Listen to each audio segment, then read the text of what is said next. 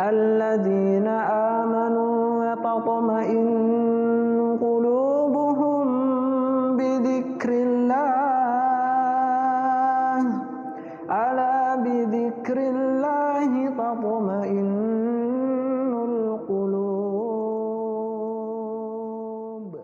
السلام علیکم ورحمۃ اللہ وبرکاتہ. الحمد للہ رب العالمین والصلاة والسلام على سید الانبیاء والمرسلین نبینا محمد وعلى آلہ وصحبہ اجمعین ومن تبعہم بإحسان الى یوم الدین. تراویح کی نماز میں 8واں پارہ ہم لوگوں نے سنا، جس کے ابتدا میں اللہ تعالیٰ نے کافروں کے اعتراض اور ان کے شبہات کا جواب دیتے ہوئے یہ کہا کہ اگر ان کے جو بھی شبہات ہیں اور ان کے جو بھی سوالات ہیں اس کے جواب میں اگر ہم فرشتوں کو نازل کر دیتے زمین پر اور مردے اٹھ کر ان سے بات کرتے اور ساری چیزوں کو ان کے سامنے لا کر کھڑا کر دیتے جیسا کہ یہ لوگ مانگ رہے ہیں، تب بھی یہ لوگ ایمان نہیں لائیں گے، اللہ ہے کہ اللہ تعالیٰ چاہے. اللہ کی مشیت کے بغیر کوئی بھی ایمان نہیں لا سکتا.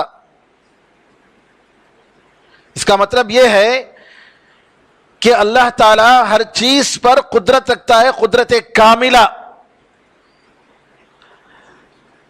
اللہ تعالیٰ نے آسمان و زمین پیدا کرنے سے 70,000 سال پہلے قلم کو کہا کہ لکھو. قلم نے کہا کیا لکھوں؟ کہا جو کچھ ہونے والا ہے لکھو. تو تقدیر، جو کچھ بھی ہونے والی چیز ہے وہ سب جو ہے لکھی گئی ہے، لوح محفوظ میں ریکارڈ ہے اس کا. لیکن لوح محفوظ میں جو ریکارڈ ہے وہ اللہ تعالیٰ کے کمال علم کی دلیل ہے. اللہ کا علم پرفیکٹ، اس کے علم میں کسی بھی قسم کی کوئی کمی نہیں ہے. لیکن اللہ تعالیٰ ہم لوگوں سے یہ نہیں پوچھے گا کہ میں نے تقدیر میں لکھ کر رکھا تھا تم نے کیوں کیا ایسا، نہیں، کیونکہ آپ کو اختیار دیا ہے، چوائس دیا ہے. اور سب سے بڑی مثال اور قرآن کا ایک یہ معجزہ ہے، ابو لہب زندہ تھا. ابو لہب کے بارے میں مستقل ایک سورت اترتی ہے کہ یہ اور اس کی بیوی دونوں دوزخ میں جائیں گے. ابو لہب نے زندگی میں جھوٹے ہی صحیح ایک مرتبہ بھی یہ نہیں کہا کہ میں مسلمان ہو جاتا ہوں، ایمان لاتا ہوں. قرآن کو جھٹلانے کے لیے ہی صحیح، اس سورے کو جھٹلانے کے لیے ہی صحیح، ابو لہب نے یہ نہیں کہا کہ میں ایمان لاتا ہوں. وہ کفر میں تھا، کفر پہ مرا. تو یہاں یہ بتانا چاہتے ہیں کہ اللہ تعالیٰ کی جو قدرت ہے وہ پرفیکٹ ہے، ہر چیز کو حاوی ہے اور کوئی چیز اس سے چھوٹی نہیں ہے.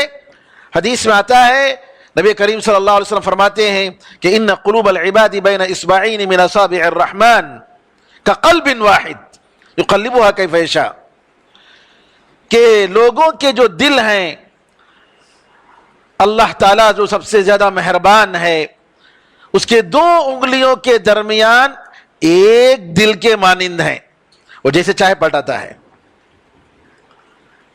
جیسے چاہے پلٹاتا ہے.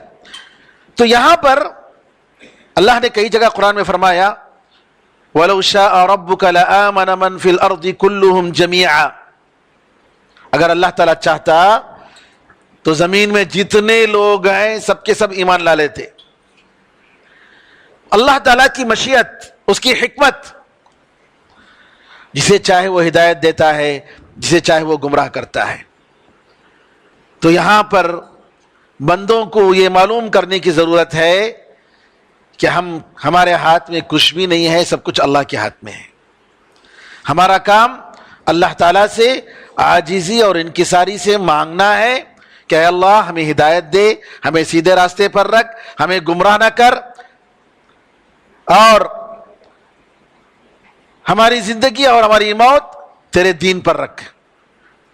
ہمیشہ اصرار کے ساتھ اللہ سے مانگتے رہنا ہے۔ اللہ کی عبادت، ابن قیم رحمۃ اللہ علیہ فرماتے ہیں کہ جو شخص اللہ کی مدد کے بغیر کوئی کام کرے گا اللہ تعالیٰ اس کو کامیابی نہیں دے گا، چاہے جتنی بھی محنت کر لے۔ عبادت اللہ تعالیٰ کی ہونی چاہیے، اللہ کے لیے ہونی چاہیے، اور اللہ تعالیٰ کی مدد ہی سے ہونی چاہیے۔ اللہ کی مدد سے کا مطلب یہ ہے کہ ہم اللہ سے طلب کریں، اے اللہ ہمیں تراویح کی نماز جیسا تو چاہتا ہے خشوع اور خضوع کے ساتھ پڑھنے کی توفیق عطا فرما۔ اے اللہ روزہ، مقبول روزہ ہمیں عطا فرما جسے تو پسند کرتا ہے۔ ہر عمل اللہ تعالیٰ کی مدد کے ساتھ ہونی چاہیے۔ ابن قیم رحمۃ اللہ علیہ فرماتے ہیں للہ وباللہ، للہ کا مطلب اللہ کے لیے، وباللہ کا مطلب اللہ تعالیٰ کی مدد سے۔ ایاک نعبد و ایاک نستعین کا ہی مطلب ہوا کہ اللہ تعالیٰ ہی کی عبادت کرتے ہیں اور اللہ تعالیٰ ہی سے مدد مانگتے ہیں۔ سارا کام، چاہے دنیا کا کام ہو، چاہے آخرت کا کام ہو، چاہے دین کا کام ہو، سارے کے سارے کام اللہ تعالیٰ کی مدد۔ اور انسان جتنا اللہ کے سامنے گڑ گڑائے گا اس کے کاموں کو پورا کرنے کے لیے اللہ تعالیٰ اتنی ہی اس کو مدد عطا فرماتا ہے۔ جتنا آپ مانگیں گے، جتنا آپ طلب کریں گے اصرار کے ساتھ، جیسا کہ آگے آئے گا، اتنا ہی اللہ تعالیٰ آپ کی مدد فرمائے گا، اور انسان کو کبھی مایوس ہونے کی ضرورت نہیں۔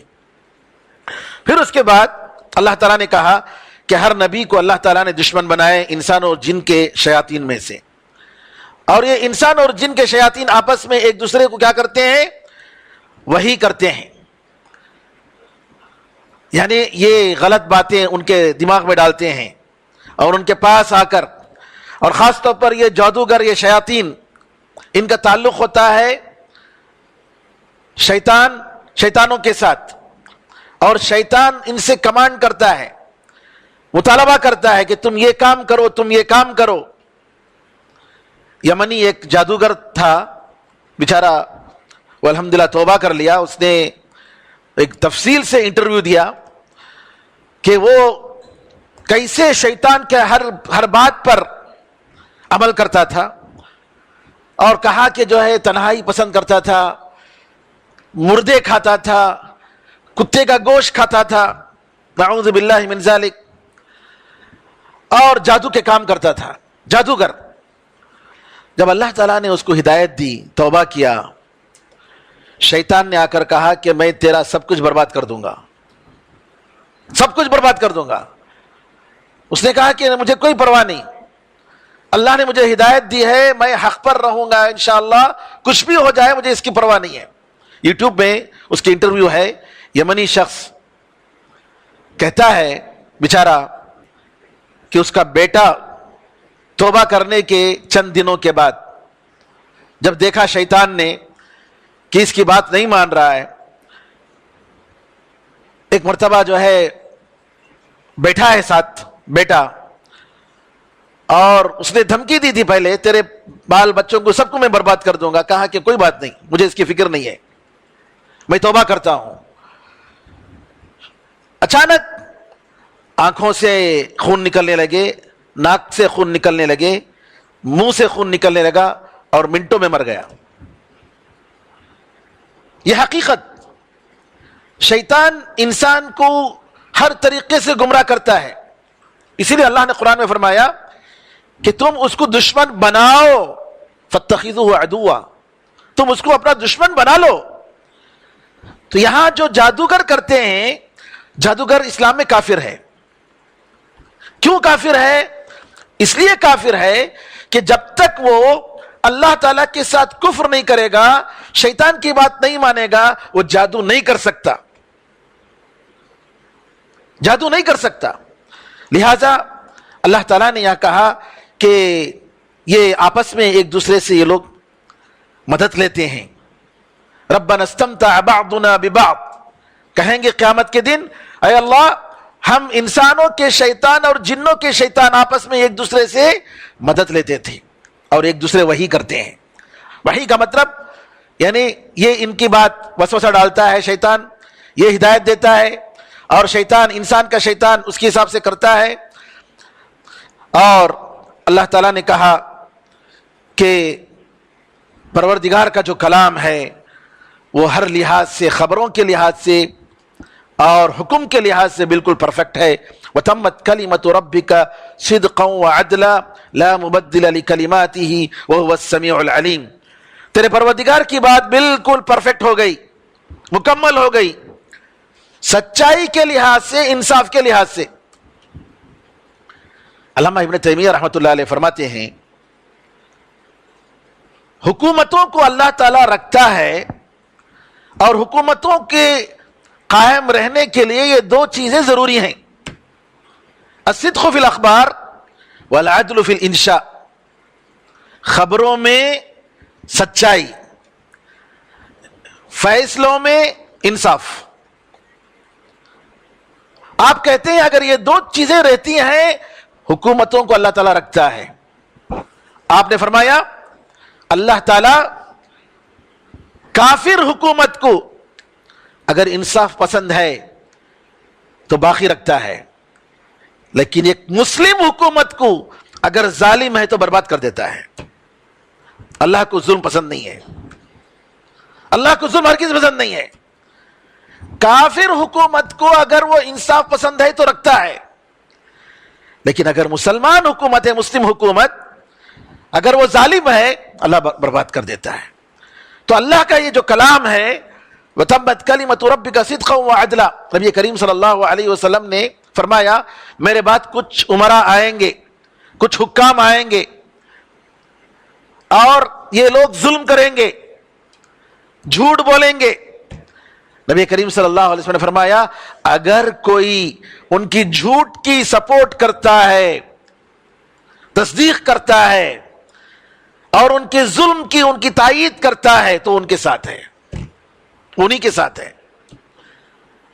تو یہاں پر اللہ تعالیٰ کا جو کلام ہے، اللہ کے کلام میں کوئی جھوٹ نہیں ہے الحمدللہ. آپ کو معلوم ہے کہ قرآن سے پہلے جو کتابیں اتاری گئیں ان کے لوگوں نے اس کو تحریف کر دی، بدل دی. بائبل، تورات اور انجیل، یہ سب ان لوگوں نے، ان کے علماء نے بدل دیے. بہت ساری غلط چیزیں. لوط علیہ السلام کے بارے میں یہ کہ ان کی بیٹی کے ساتھ انہوں نے زنا کیا، نعوذ باللہ. ایسی ساری چیزیں اس کتاب میں موجود ہیں، بائبل میں. بے حیائی کی چیزیں انبیاء کے خلاف، اور یہ کہ موسیٰ علیہ السلام اور اللہ تعالیٰ کی دونوں کی کشتی ہوئی، نعوذ باللہ، اور موسیٰ علیہ السلام نے اللہ کو پچھاڑ دیا، نعوذ باللہ من ذالک. ایسی ساری باتیں ان لوگوں نے اپنی آسمانی کتابوں میں ڈال کر تحریف کر دی، بدل دی. لیکن اللہ کا جو کلام ہے قرآن کریم الحمدللہ آج تک بھی محفوظ ہے اور قیامت تک بھی محفوظ ہے انشاءاللہ، قیامت تک بھی محفوظ رہے گا. دشمنان اسلام نے اس قرآن کریم کو بدلنے کی بہت کوشش کی، ایک بار نہیں کئی مرتبہ. اور اللہ تعالیٰ نے اپنے فضل کرم سے، چونکہ اللہ نے فرمایا قرآن میں اِنَّا نَحْنُ نَزَّلْنَا الذِّكْرَ وَإِنَّا لَهُ لَحَافِظُونَ، ہم نے قرآن کو اتارا، ذکر کو اتارا. ذکر میں قرآن و حدیث دونوں ہیں، اور ہم ہی حفاظت کرنے والے ہیں.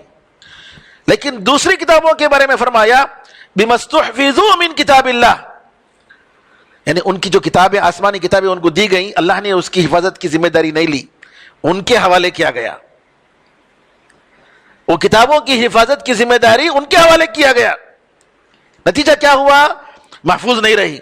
لیکن یہ کتاب قرآن کریم اللہ تعالیٰ نے اس کی حفاظت کی ذمہ داری اپنے اوپر لی، اور قیامت تک یہ کتاب محفوظ رہے گی. اس کی کتاب، اس کے کلام کو بدلنے والے کوئی نہیں. لا مبدل لکلماتہ، اللہ کا کلام جو کچھ بھی اللہ کا کلام ہے، جو تقدیر میں ہے، اور جو بعد میں ساری چیزیں، اللہ کے کلام کو بدلنے والے کوئی نہیں ہیں. پھر اس کے بعد اللہ تعالیٰ نے فرمایا، ایک قاعدہ بتایا، وَإِن تُطِعْ أَكْثَرَ مَنْ فِي الْأَرْضِ يُضِلُّوكَ عَنْ سَبِيلِ اللَّهِ. حق کو پہچاننے کا معیار یہ نہیں ہے کہ زیادہ کون ہے. زیادہ لوگ کس کو مانتے ہیں, کیا چیز مانتے ہیں, حق کو پہچاننے کا یہ معیار نہیں ہے. قرآن میں اللہ نے کہا کہ اگر زمین میں جو لوگ زیادہ ہیں ان کی بات اگر آپ مانیں گے, یہ لوگ آپ کو اللہ کے راستے سے ہٹا دیں گے. کفر زیادہ ہے, غالب ہے, اور مسلمانوں میں بھی جو اہل حق ہیں وہ کم ہیں, اہل باطل زیادہ ہیں, بدعت و خرافات زیادہ ہیں. جی ہم دیکھ رہے ہیں خبر پرس کتنے ہیں, نعوذ باللہ, بدعت و خرافات کرنے والے کتنے ہیں. تو لہٰذا کثرت کا جو ہے یہ کوئی معیار نہیں ہے کہ یہ بہت لوگ مان رہے ہیں بھئی اس کو مان لو, نہیں, ایسی بات نہیں ہے. اللہ نے فرمایا کہ یہ لوگ گمان ہی کی پیروی کرتے ہیں اور اللہ تعالیٰ کو معلوم ہے کہ کون زیادہ صحیح راستے پر ہے. پھر اس کے بعد اللہ تعالیٰ نے کہا کہ اکثر لوگ جو اپنی خواہشات کے ذریعے لوگوں کو گمراہ کرتے ہیں بغیر علم کے, لہٰذا آدمی کو چاہیے علم کی روشنی میں بات کو قبول کرے. پھر اس کے بعد اللہ تعالیٰ نے ایک اہم بات ایک اور بتائی کہ گناہوں میں جتنے ظاہر ہیں باطن ہیں سب کو چھوڑو.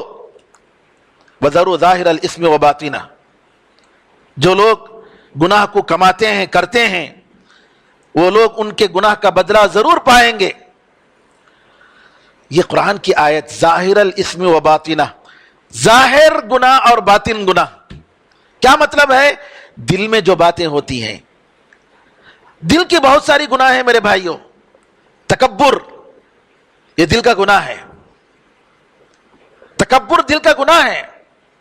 فخر کہ انسان کے پاس فخر ہو, اسی طریقے سے تواضع نہ ہو, اور بخیلی, اور اسی طریقے سے نعوذ باللہ یعنی اللہ تعالیٰ کے ساتھ جو عبادتیں خاص ہیں, اللہ کی محبت, اللہ پر بھروسہ, اللہ سے امید, اللہ کا خوف, جی ان ساری عبادتوں کو اللہ کے لیے خالص نہ کرنا, یہ سب کیا ہے؟ یہ باطن کے گناہ ہیں. حسد, جلن, جلن اور رشک میں فرق ہے.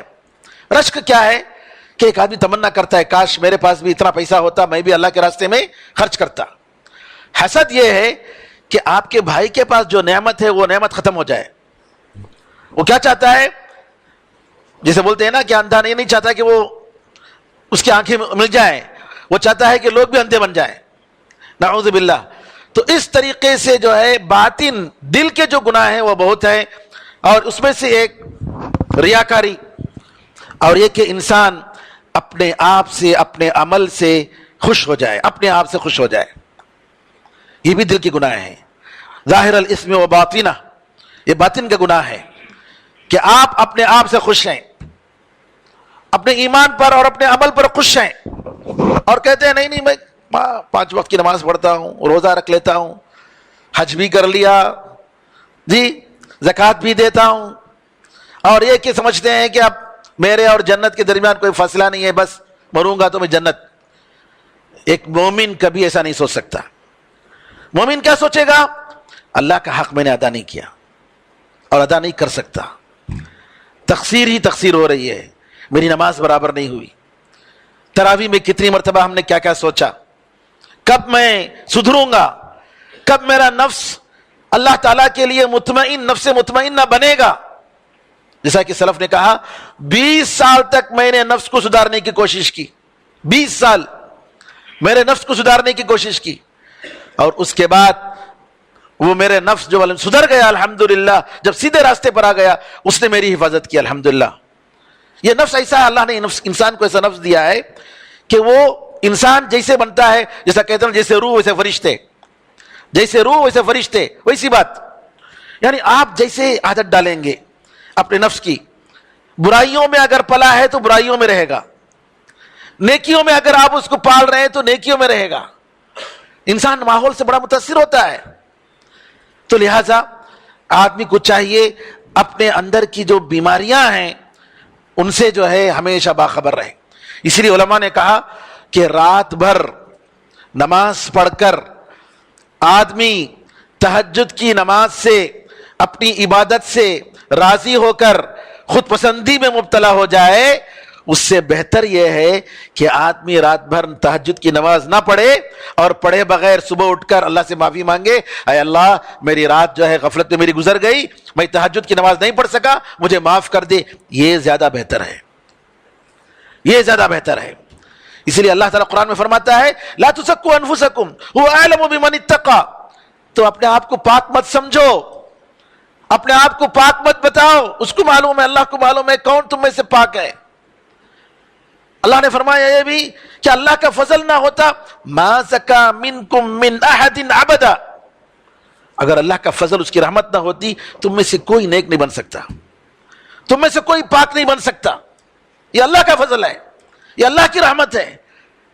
اگر آپ نیک ہیں الحمدللہ تو اللہ کا شکر ادا کیجیے، یہ اللہ کی توفیق، اپنا کچھ نہیں ہے یہاں پر، یہ اللہ کی توفیق ہے کہ الحمدللہ یہاں اللہ تعالیٰ کے فضل و کرم سے توحید پر ہیں، سنت پر ہیں، نماز کی پابندی ہے.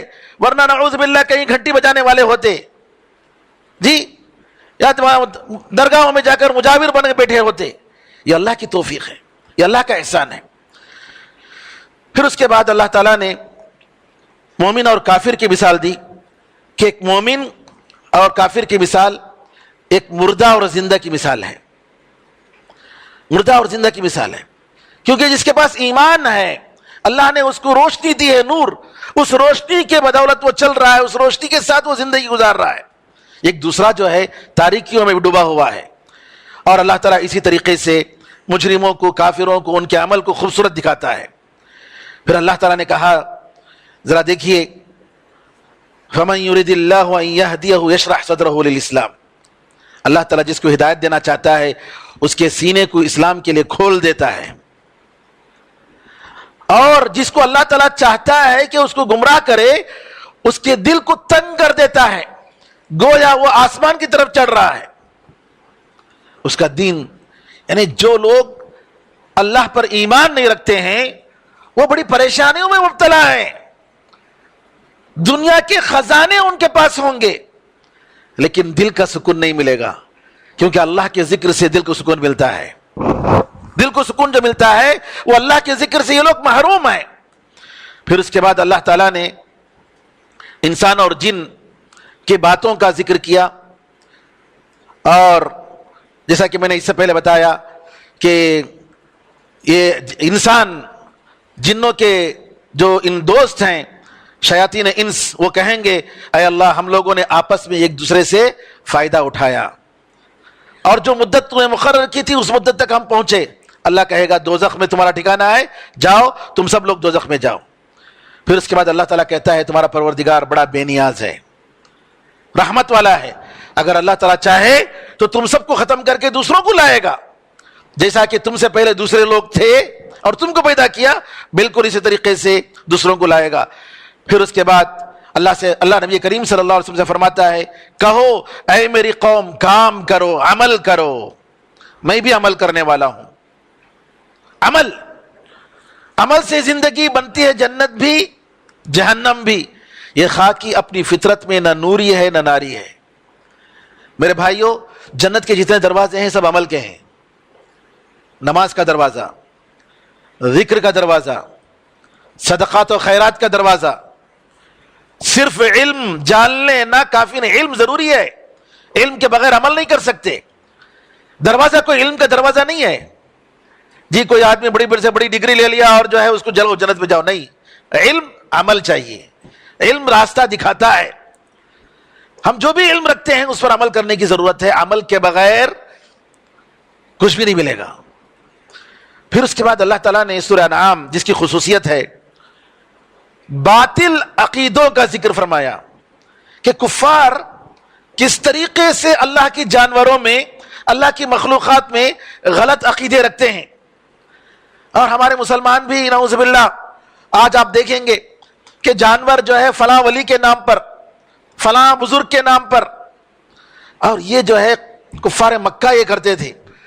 کہا اللہ تعالیٰ نے کہ اللہ نے جو پیدا کیا ان میں سے ان کھیتیوں میں اور جانوروں میں ان لوگوں نے کہا بتوں کے لیے کچھ حصہ رکھا، کہا یہ بتوں کے لیے ہے، یہ اللہ کے لیے ہے. نعوذ باللہ.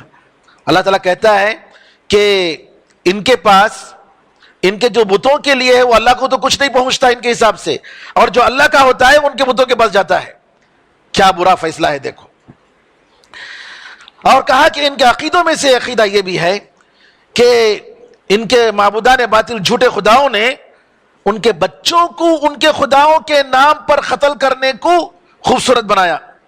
آج بھی بعض علاقے ہیں نعوذ باللہ جہاں پر بچوں کی قربانی دی جاتی ہے، جی بچوں کو ذبح کیا جاتا ہے ان کے بتوں کے پاس اور یا مزاروں کے پاس قربت حاصل کرنے کے لیے.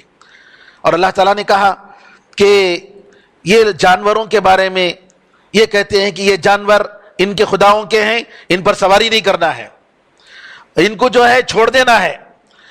اور یہ کرتے ہیں کہ ان جانوروں کے پیٹوں میں جو بچے ہیں یہ جو ہے مردوں کے لیے ہے، عورتیں نہیں کھا سکتی. اس طریقے سے بہت سارے غلط عقائد جو ہے ان کے پاس موجود ہیں، جبکہ اللہ تعالیٰ نے اس کے لیے کوئی دلیل نہیں پیش کی. پھر اس کے بعد اللہ تعالیٰ نے اپنی نعمت بتائی کہ اللہ تعالیٰ نے جو باغات وغیرہ بنائے، ان باغات میں کچھ ایسے باغات ہیں جو جی بیل والے جو پھیلتے ہیں بیل والے ہیں، اور کچھ بغیر بیل والے ہیں. اور اللہ نے فرمایا کہ کھاؤ اور جس دن تم اس کا پھل کاٹتے ہو اس کا حق ادا کرو اور اسراف مت کرو. اسراف کے بارے میں میرے بھائیوں ایک امام مجاہد رحمۃ اللہ علیہ فرماتے ہیں کہ اگر کسی کے پاس ابو قبیس جبل پہاڑ جو ہے صفا کی پہاڑی کے پاس اتنا برابر بھی اگر اللہ کے راستے میں کوئی خرچ کرتا ہے تو اسراف نہیں ہے، لیکن اگر باطل غیر اللہ کے لیے یا باطل طریقے سے ایک درہم بھی اگر خرچ کرتا ہے تو نعوذ باللہ یہ اسراف ہے. پھر اس کے بعد دوبارہ اللہ تعالیٰ نے ان کے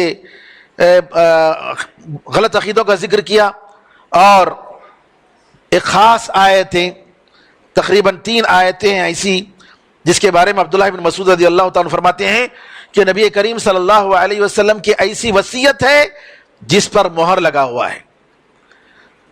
3 آیتیں 151 سے 153 تک اللہ تعالیٰ فرماتا ہے کہیے اے محمد آؤ میں بتاتا ہوں کہ تمہارے پروردگار نے تم پر کیا چیزیں حرام کی، کہ تم شرک مت کرو اللہ کے ساتھ، والدین کے ساتھ اچھا سلوک کرو، بھوک اور فاقہ کشی کے ڈر سے اپنے بچوں کو قتل مت کرو، ہم تمہیں رزق دیتے ہیں اور ان کو بھی رزق دیتے ہیں، بے حیائی کے پیچھے قریب بھی مت جاؤ چاہے وہ ظاہر ہو چاہے باطن ہو، اور معصوم جان کو قتل مت کرو.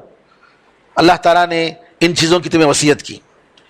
یتیم کے مال کے قریب مت جاؤ الا ہے کہ بہتر طریقے سے حتیٰ کہ وہ جوان ہو جائے، اور ناپ اور تول برابر برابر کرو. کسی بھی انسان کو جتنی طاقت ہے اتنا ہی مکلف کرتے ہیں، جب بات کرو تو انصاف کرو گرچہ کہ رشتہ داری کیوں نہ ہو، اور اللہ تعالیٰ کے وعدوں کو پورا کرو. یہ اللہ تعالیٰ تمہیں وصیت کرتا ہے تاکہ تم نصیحت حاصل کرو.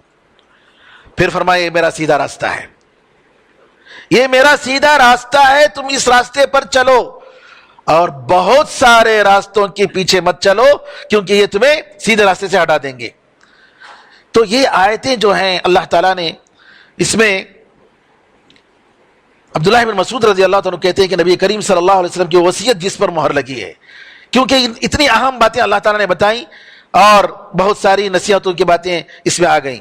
پھر اس کے بعد آخری وقت توبے کا آخری وقت ایک تو انسان کے لیے انفرادی طور پر جب موت دیکھتا ہے اپنی آنکھوں سے اس کا آخری وقت ہو گیا، اس سے پہلے توبہ کر سکتا ہے، جیسا کہ فرعون موت کو دیکھ کر ایمان لایا، کہا کہ ایمان تیرا ابھی نہیں، ابھی قبول نہیں کریں گے. اور ایک اجتماعی وقت ہے ساری انسانیت کے لیے، وہ کب ہے؟ جب جو ہے سورج جو ہے مغرب سے نکلے گا، مشرق کے بجائے مغرب سے نکلے گا، تب اس وقت جو ہے کسی کا ایمان فائدہ نہیں دے گا. پھر اللہ تعالیٰ نے فرقہ بندی، اختلاف اور آپس میں پھوٹ ڈالنے کی اللہ تعالیٰ نے مذمت کی. کہا اللہ تعالیٰ نے جن لوگوں نے اپنے دین کو فرقوں میں بانٹ لیا، جماعتوں میں بڑھ گئے، اے محمد آپ کا ان سے کوئی تعلق نہیں، ان کا معاملہ اللہ کے پاس ہے. میرے بزرگوں، میرے بھائیوں، آج ہم دیکھتے ہیں امت مسلمہ میں جتنی کمزوری اور دشمن کا جتنا بڑا غلبہ ہے، سب کا سب جو ہے وہ ہماری فرقہ بندیوں کی وجہ سے ہے، جماعت بندیوں کی وجہ سے ہے. صحابہ رضی اللہ عنہم اجمعین میں فقہی مسائل میں اختلافات تھے، لیکن ان اختلافات کی وجہ سے جماعت بندی نہیں ہوئی۔ ابو بکر عمر رضی اللہ عنہ اجمعین کے درمیان بعض مسائل میں اختلافات تھے، عبداللہ بن مسعود اور عمر رضی اللہ عنہ کے درمیان اختلافات تھے، لیکن دین کی بنیاد پر اختلاف نہیں ہوا، فرقہ بندیاں نہیں ہوئی، جماعت بندی نہیں ہوئی۔ آج جتنے بھی ہمارے درمیان اختلافات ہیں وہ دین کی بنیاد پر ہے، دین اور دعوت کی بنیاد پر، ایک کا طریقہ فلاں ہے، ایک کا طریقہ فلاں ہے۔ لہذا ہم لوگوں کو حق چاہیے تو دیکھیے نبی کریم صلی اللہ علیہ وسلم کے صحابہ رضی اللہ عنہم اجمعین ایک جماعت۔ آپ دیکھیں گے صحابہ کے زمانے میں بدعتیں آئیں، تقدیر کا انکار کرنے والے آئے، شیعہ آئے، خوارج آئے، جی، لیکن ان سارے فرقوں میں ایک صحابی بھی نہیں تھا، ایک صحابی بھی نہیں تھا۔ اس لیے ہم ہمیشہ کہتے ہیں کہ دین کو سمجھنا ہے تو صحابہ رضی اللہ عنہ اجمعین کے طریقے کو، ان کی سمجھ کو بنیاد بنا کر دین سمجھو، تب اختلاف نہیں آئے گا۔ ہر کوئی لا الہ الا اللہ کہتا ہے، محمد رسول اللہ کہتا ہے، قرآن کو مانتا ہے، حدیث کو مانتا ہے۔ میں ان کی بات نہیں کرتا ہوں جو لوگ جی نام سے مسلمان ہیں اور نعوذ باللہ ان کا الگ ہی دین ہے، قرآن کو بھی وہ لوگ مانتے نہیں ہیں، صحابہ کو نہیں مانتے، ان کی بات نہیں کرتا ہوں، میں بات ان کی کرتا ہوں جو صحابہ کی بات مانتے ہیں۔ کیوں ہمارے درمیان اختلافات ہیں؟ یہ اختلافات اسی وقت ختم ہوں گے جب ہم نبی کریم صلی اللہ علیہ وسلم کے صحابہ، جیسا کہ قرآن و حدیث میں ان کی سمجھ کے مطابق عمل کرنے کا حکم کئی جگہ آیا ہے، تو لہٰذا ان کی اتباع کرنی چاہیے، تبھی ہم کامیاب ہو سکتے ہیں۔ پھر اس کے بعد اللہ تعالیٰ نے کہا، کہہ دیجئے کہ میری نماز، میری قربانی، میری زندگی، میری موت اللہ کے لیے ہے جو سارے جہانوں کا پروردگار ہے، اس کے ساتھ کوئی شریک نہیں ہے، میں اسی کا حکم دیا، مجھے اسی کا حکم ہوا ہے اور مسلمانوں میں سے سب سے پہلا ہوں۔ تو یہاں جو ہے پھر آخر میں اللہ تعالیٰ یہ بتاتا ہے کہ کوئی جان کسی دوسرے جان کا بوجھ نہیں اٹھائے گا، ہر آدمی اس کا ذمہ دار ہے، ہر آدمی اس کا ذمہ دار ہے۔ دوسرا، باپ کا بوجھ بیٹا نہیں اٹھائے گا، بیٹے کا بوجھ باپ نہیں اٹھائے گا، اور ہر آدمی اپنی اپنی نفسی کے عالم میں ہوگا۔ پھر اس کے بعد اللہ تعالیٰ نے کہا کہ ہمیں جانشین بنایا زمین کا، اور ایک دوسرے سے فرق کیا، کوئی پڑھا لکھا ہے، کوئی جاہل ہے، کوئی مالدار ہے، کوئی غریب ہے، کوئی صحت و تندرست ہے، کوئی بالکل ہی بیمار ہے۔ کہا یہ سب اس لیے تاکہ ایک دوسرے کو آزمائیں۔ آپ شکریہ ادا کرتے ہیں کہ نہیں ادا کرتے ہیں؟ اللہ نے جو نعمت دی ہے اس پر شکر ادا کرتے ہیں کہ نہیں کرتے ہیں؟ پھر اس کے بعد اللہ نے کہا کہ اللہ تعالیٰ بہت جلد جو ہے حساب لینے والا ہے، اور اللہ تعالیٰ بڑا معاف کرنے والا، رحم کرنے والا ہے۔ اس کے بعد سورہ اعراف کی ابتدا ہوئی۔ سورہ اعراف یہ پہلی مکی صورت ہے یہاں پر، اور اس میں یہ سب سے بڑی مکی صورت ہے جس میں 206 آیتیں ہیں، 206 آیتیں، سب سے بڑی صورت، اور بعض آیتیں اس میں مدنی آیتیں ہیں۔ اور آپ کو معلوم ہے کہ مکی صورتیں جو مکہ نبی کریم صلی اللہ علیہ وسلم ہجرت کرنے سے پہلے جو صورتیں اتری ان کو مکی کہتے ہیں، اور مدنی صورتیں وہ ہیں جو ہجرت کرنے کے بعد اتری تھی۔ اور دونوں کی خصوصیت ہے، مکی صورتوں میں توحید، اللہ پر ایمان، رسولوں پر ایمان، انبیاء کے قصے اور آخرت کا ذکر، یہ ٹاپک زیادہ ہوتا ہے۔ یہاں پر شریعت وغیرہ احکام، مسائل، وضو کے مسائل، یہ سارے نہیں ہوتے، جبکہ مدنی صورتوں میں وضو کے مسائل، شریعت، یہ ساری چیزیں ہوتی ہیں۔ لیکن دونوں صورتوں میں اللہ پر ایمان کا بار بار ذکر آتا ہے، کیونکہ یہی اصل موضوع ہے۔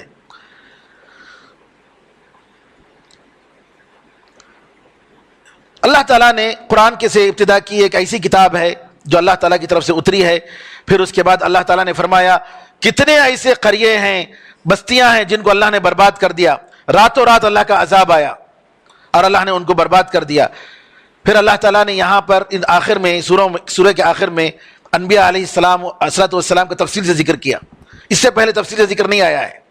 اس سے پہلے والی صورت میں مختصراً انبیاء کا ذکر آیا، تقریباً 12-13 انبیاء کا ذکر ایک ہی جگہ آ گیا سورہ انعام میں، لیکن یہاں پر اللہ تعالیٰ نے چھٹے جز میں. لیکن یہاں اس میں اللہ تعالیٰ نے 8ویں جز میں بعض انبیاء کا تفصیل سے ذکر فرمایا. قرآن میں اسی طریقے سے اللہ نے فرمایا کہ قیامت کے دن ترازو رکھا جائے گا جس میں اعمال تولے جائیں گے. عمل تو تولا جائے گا, اس کے علاوہ علماء نے کہا کہ انسان کو بھی تولا جائے گا. انسان کے عمل کو تولا جائے گا, انسان کو تولا جائے گا. اور پھر اللہ تعالیٰ یہ فرماتا ہے کہ آپ تمہاری باری ہے کہ تم ہمیں موقع دیے ہیں دیکھنے کے لیے کہ تم کتنا شکر کرتے ہو. پھر آدم اور حوا علیہ السلام کا ذکر فرمایا, ابلیس کا ذکر کیا. کس طریقے سے اللہ تعالیٰ نے جو ہے سجدہ کرنے کا حکم دیا لیکن اس نے سجدہ نہیں کیا. یہاں اللہ تعالیٰ نے ابلیس کی طرف سے یہ نقل کیا کہ ابلیس نے اللہ تعالیٰ سے بات کرتے ہوئے, آرگیومنٹ کرتے ہوئے کہا کہ میں ضرور ان کے سامنے سے آؤں گا, ان کے پیچھے سے آؤں گا, ان کے دائیں سے آؤں گا, ان کے بائیں سے آؤں گا. علامہ ابن تیمیہ رحمۃ اللہ علیہ فرماتے ہیں ابلیس نے یہ نہیں کہا کہ میں اوپر سے آؤں گا. جی اوپر سے آؤں گا ذکر نہیں کیا, کیونکہ ابلیس کو معلوم ہے کہ اللہ تعالیٰ اوپر ہے, اللہ تعالیٰ اوپر ہے, لہذا اوپر سے وہ نہیں آ سکتا. لیکن دائیں بائیں جی ہر طریقے سے وہ آئے گا اور انسان کو گمراہ کرنے کی کوشش کرے گا. پھر اس کے بعد اللہ نے کہا کہ ہم نے تمہارے اوپر لباس کو اتارا ہے. آپ کو معلوم ہونا چاہیے آدم اور حوا علیہ السلام نے جیسے ہی گناہ کیا, اس وہ حرام درخت جہاں سے کھانے سے منع کیا گیا تھا, جیسے ہی وہاں سے کھائے تو فوراً کیا ہو گیا, ان کے کپڑے اتر گئے. بے حیائی, بے حیائی. علماء کہتے ہیں کہ بچوں کو سب سے پہلے حیا پر تربیت ہونی چاہیے. انسان جب حرام کام کرتا ہے تو بے حیائی پر اتر آتا ہے, اس کے دل میں سے جی حیا, شرم اللہ تعالیٰ نکال دیتا ہے. تو لہذا آج ہم دیکھتے ہیں کہ کس طریقے سے انسانوں کے شیاطین بے حیائی کو پھیلانا چاہتے ہیں, بے حیائی کو عام کرنا چاہتے ہیں. لہذا میری ماؤں اور بہنوں, کیونکہ ماؤں اور بہنوں کا بڑا رول ہوتا ہے بچوں کے کپڑے اختیار کرنے میں, بے حیائی کے کپڑے ہرگز اختیار نہیں کرنا اپنے بچوں کے لیے. کیا ہے, ادھر سے پھٹا ہوتا ہے کپڑا, کیا جی کپڑا ایسا پھٹا ہے نا, آج کل کا ماڈل ہے وہ, یہ ڈیزائن یا ماڈل کون نکالتا ہے؟ سوال یہ ہے کہ یہ ڈیزائن اور ماڈل جو نکالتے ہیں فیشن, 2019 کا یہ فیشن بھائی, نیا نیا فیشن, یہ کون کرتا, کون ہے یہ بے حیائی پھیلانے والے. یہ لوگ جو نعوذ باللہ عورتوں کے جسم کو ناپتے ہیں, نعوذ باللہ فیشن شو کرنے والے, ان لوگوں کے پیچھے آج ہماری عورتیں جا رہی ہیں. اور نعوذ باللہ یہ نام کیا ہے, فیشن کا نام ہے. تو لہٰذا اللہ تعالیٰ ہمیں تنبیہ کر رہا ہے کہ جو ہے ایسے کام مت کرو اور حیا اور شرم کے ساتھ رہو. اور یہ بھی حکم دیا گیا کہ جو ہے نماز کی جگہ میں خاص طور پر زینت کو اپناؤ. کیا مطلب؟ آفس کو جانے کے لیے بن ٹھن کر جاتے ہیں, مسجد کو آنے کے لیے جی کیسا بھی چلتا ہے, اور اگر گھر میں نماز پڑھتے ہیں تو لنگی بھی بنین, نعوذ باللہ. نہیں, آپ لنگی اور بنین سے گھر کے باہر جانے کے لیے تیار نہیں ہیں, اور اللہ کے سامنے سارے آسمان و زمین کے بادشاہ کے سامنے اس طریقے سے کھڑے ہوتے. اللہ کی عزت کہاں ہے بھائی, احترام کہاں ہے جی؟ یہ احترام ہے, ایمان کی بات ہے کہ نہیں, اللہ کے سامنے بن ٹھن کر ہمیں کھڑے ہونا ہے. جی ہاں. پھر اس کے بعد اللہ تعالیٰ نے دوزخیوں کا ذکر کیا کہ ان کی کیا حالت ہوگی اور کس طریقے سے آپس میں ایک دوسرے سے بات کریں گے. دوزخی آراف والوں کا ذکر فرمایا. دوزخ جنت والے دوزخ والوں سے کہیں گے کہ اللہ تعالیٰ نے جو کچھ وعدہ کیا وہ سب ہمیں مل گیا, تمہیں بھی مل گیا کیا؟ جنت والے دوزخ والوں سے پوچھیں گے. وہ لوگ بولیں گے ہاں. تو ایک اعلان والا اعلان کرے گا, اعلان کرنے والا ہے کہ ظالموں پر اللہ کی لعنت ہے جو اللہ کے راستے سے لوگوں کو روکتے تھے. پھر اس کے بعد آراف ایک اونچی جگہ ہوگی. یہ لوگ ابھی جنت میں گئے نہیں ہوں گے, جنت والے ہوں گے, لیکن ابھی جنت میں اللہ تعالیٰ ان کو جانے کی اجازت نہیں دیا ہوگا. تو یہ لوگ دیکھیں گے ادھر جنت والے ہیں, ادھر دوزخ والے ہیں. دوزخ والوں کو دیکھ کر ڈریں گے کہیں اللہ تعالیٰ ہمیں دوزخ میں نہ داخل کر دے. اور جنت والوں کو دیکھ کر کہیں گے اللہ ہمیں بھی جنتی بنا دے. جنت والوں کو دیکھ کر کہیں گے, سلام کریں گے. اور پھر اس کے بعد اعراف کے لوگ بعض لوگوں کو دیکھ کر کہیں گے, دوزخیوں کو دیکھ کر, ارے تمہاری جماعت اتنی بڑی جماعت تھی, تمہاری اتنی طاقت تھی, کچھ بھی فائدہ نہیں ہوا, تم بڑے تکبر کرتے تھے, اور یہ ایمان والوں کے بارے میں تم کہتے تھے کہ اللہ تعالیٰ کی رحمت ان کو نہیں آئے گی, یہ لوگ تو اب جنت میں ہیں. پھر جنت والوں کا ذکر فرما دوزخ والوں کا, کہ دوزخ والے جنت والوں سے کہیں گے کہ ہمیں تھوڑا پانی دے دو, ذرا پانی دے دو, یا اللہ نے جو دیا ہے اس میں سے تھوڑا دے دو. جنت والے کہیں گے کافروں پر یہ دونوں چیزیں حرام ہیں, جن لوگوں نے اللہ کے دین کو مذاق بنا لیا. پھر اس کے بعد اللہ تعالیٰ اپنی نشانیاں بتاتا ہے کہ کس طریقے سے آسمان و زمین کو پیدا کیا, سورج کو چاند کس طریقے سے بنایا, اور پھر اللہ نے حکم دیا کہ اللہ تعالیٰ سے تم گڑ گڑاتے ہوئے اور آہستگی کے ساتھ مانگو. دعا کے آداب میں سے ایک اہم ادب. اور دعا میں ان اللہ لا يحب المعتدین, حد سے زیادہ تجاوز کرنے کو پسند نہیں کرتا. حد سے زیادہ تجاوز کرنا کیسے؟ بعض لوگ اے اللہ مجھے اب بھی چھ دے ڈال, یہ کیا ہے نعوذ باللہ. اب بعض لوگ جو ہے, میں دعا بھی سنتا ہوں میں تراویح کی دعاؤں میں, کہ اے اللہ ہم لوگوں میں سے آج کی رات ہے, ہم لوگوں کو معاف کر دے, کسی کو بھی محروم مت کر. یہ تحدید جو ہے نہیں ہونی چاہیے. ایک صحابی اپنے ایک بچے کو دعا کرتے ہوئے سنتے ہیں, دعا کر رہا ہے اللہ جنت الفردوس میں جب میں داخل ہوں گا دائیں طرف, تو اے اللہ دائیں طرف محل بنا دے میرے لیے. ابھی یہ کیا سوال ہے کہ انٹر ہوئے تو دائیں طرف رائٹ سائڈ میں ہونا تھے. انہوں نے کہا اللہ سے جنت مانگو, دوزخ کی پناہ, دوزخ سے پناہ مانگو. یہ کیا کہ جو ہے لمیٹڈ جو ہے یہ جگہ فکس کر کے پوچھ رہے ہیں, یہ دعا میں حد سے زیادہ تجاوز ہے. اسی طریقے سے اے اللہ آج یہ وقت کر دینا, ایسا سب نہیں مانگنا چاہیے. اللہ سے مانگو جنرل, اللہ کو معلوم ہے کب دینا. تو اعتدا حد سے زیادہ جو ہے تجاوز کرنا یہ بھی ٹھیک نہیں ہے. اور اللہ نے یہ کہا کہ وہ بارش کے ذریعے مردہ زمین کو زندہ کرتا ہے, اسی طریقے سے مردوں کو قیامت کے دن زندہ کرے گا. اس کے بعد اللہ تعالیٰ نے اقوام عالم کا ذکر فرمایا جو گزری ہی. نوح علیہ السلام کی قوم آپ دیکھیں گے اس میں سورہ ہود آنے والی صورت میں, اور جہاں بھی انبیاء کا ذکر آیا سب سے پہلے دعوت انبیاء کی توحید کی طرف. آج میں کہتا ہوں دعوت کا کام کرنے والے اتنی جماعتیں ہیں, اتنے لوگ ہیں, کیا کیا ایشوਆਂ لے کر اٹھتے ہیں, توحید کہاں ہے ان کی ٹاپک؟ توحید کی طرف کہاں ہے؟ لقد ارسلنا نوحا الى قومه فقال يا قوم اعبدوا الله ما لكم من اله غيره. ہم نے نوح علیہ السلام کو ان کی قوم کی طرف بھیجا, انہوں نے کیا کہا, اے میری قوم اللہ کی عبادت کرو, تمہارا اس کے سوا کوئی خدا نہیں ہے. قیامت کا میں تمہیں ایک دن, بڑے دن کے عذاب سے میں ڈرتا ہوں. جتنے انبیاء قرآن کریم میں آپ دیکھ لیجئے سب سے بڑی ٹاپک دعوت توحید, توحید کی دعوت. ہم چاہے اخلاق, اچھے اخلاق کی دعوت دیں, چاہے نماز کی کچھ بھی ہو, بھئی توحید کے بغیر اس کی نماز بھی قبول نہیں ہوگی. آپ قرآن اٹھا کر دیکھیے, آپ کو دعوت کا شوق ہے الحمدللہ, لیکن انبیاء کی دعوت سے بڑھ کر کون سی دعوت ہو سکتی ہے؟ بھئی آسمان و زمین اور جنت اور دوزخ, انسانوں کو پیدا کرنے کا مقصد ہی اللہ کی پہچان اور اس کی عبادت اور اس کا حق ادا کرنا, یہ ہے مقصد. اسی لیے سب سے پہلی دعوت سارے انبیاء کی لا الہ الا اللہ, لا الہ الا اللہ. یہ بنیادی بات ہے میرے بھائیو. آج ہماری جماعتیں کیا کیا کرتی ہیں, اب ان کے پاس جو ہے بعض جماعتوں میں تو یہ ہے سب چلتا ہے, ان کے بڑے جا کر چادر چڑھاتے ہیں قبروں پر, چلے گا, کیا کیا کریں گے, سب چلے گا. لیکن توحید کی بات کریں گے تو ارے یہ بات جو ہے اختلاف ہوتا. بھائی توحید کی بات کرے تو, عقیدے کی بات کرے تو کیا بولتے ہیں, اختلافات ہوتے گئے.